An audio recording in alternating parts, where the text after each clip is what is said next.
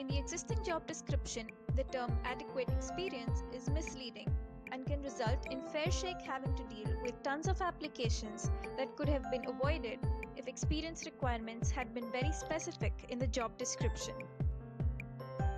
Additional changes to make the job description more visually appealing would be to separate the primary functions from what an ideal candidate's profile would look like. Mentioning job perks such as healthcare insurance, vacation, performance bonus, and paid sick leaves would also help attract the right candidate. The work conditions description mentions that the candidate is expected to work from 8:30 to 5 p.m. 6 days a week and also be required to work beyond these hours during busy periods. The salary range is low and the need for international travel has been mentioned without any mention for compensation.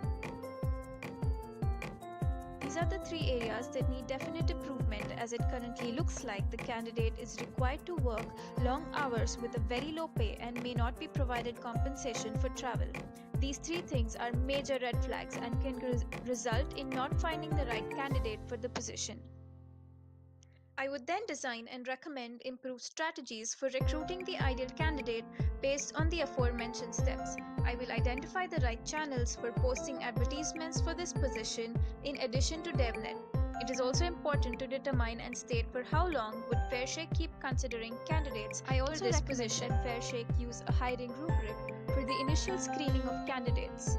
An HR rubric will help level the playing field for candidates, create a quantitative basis for comparison and validation, and improve the organization to make better hiring decisions over time.